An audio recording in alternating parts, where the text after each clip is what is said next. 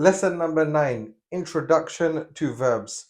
Inshallah, in this lesson, we're going to give you an introduction to the different types of verbs that they are in the Arabic language, or at least the two base verbs that they are.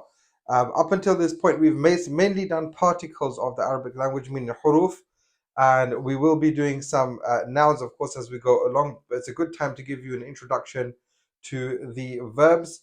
And the verbs are the words which will really give you a boost in your understanding of the Quran, inshallah. So, of course, as we know, the verbs are called fi'l, and af'al is the plural. So, a verb is a fi'l, and af'al means verbs in the Arabic language.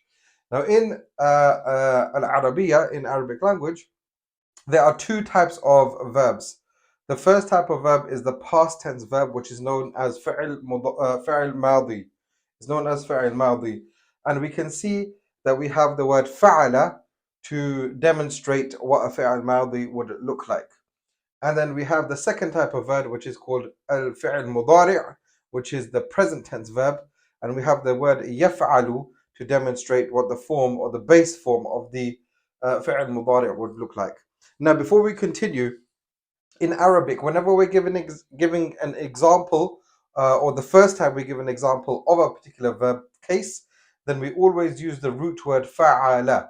We always use the root word fa'ala, so fa'ain lam, to demonstrate that. You can see even with yaf'alu, after the ya we have fa'ain and lam to demonstrate that this is a present tense verb. So that's really important. Every time we move forward, we're going to be using these three letters to demonstrate or the case that we're demonstrating.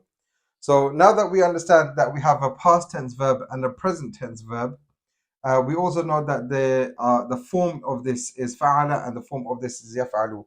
We also said that always when we're explaining, the base word is always going to be a singular masculine verb that we're going to explain. So let me explain what that means. So fa'ala yaf'alu means to do something. Yes, it means to do something. So if we say that fa'ala is the singular masculine verb form for the past tense, then fa'ala would mean he did.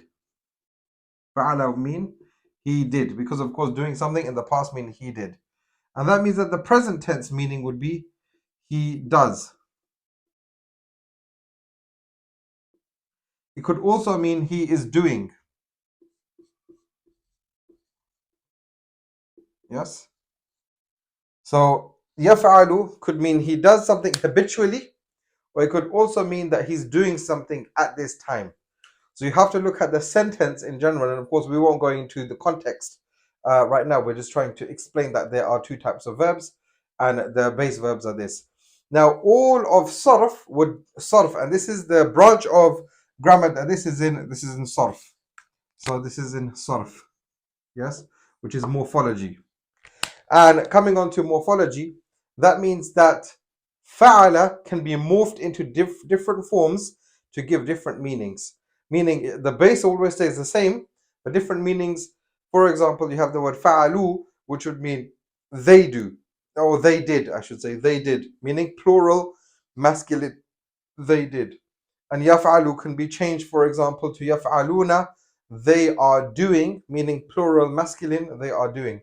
So that's when this base word can be morphed into something else to mean a slightly different meaning of this base meaning.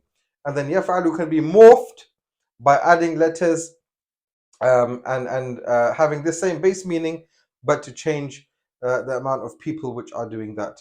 So inshallah, this is the base lesson of fi'l madi and fi'l mudari', which is the introduction to verbs. And any sentence which starts with this is called jumla fi'liya, which means a verbal sentence, but you don't need to understand that. As long as you understand this, inshallah, in the next video, we'll be going over some of the verbs. So inshallah, you'll have an introduction to verbs in the next lesson and learn some vocabulary.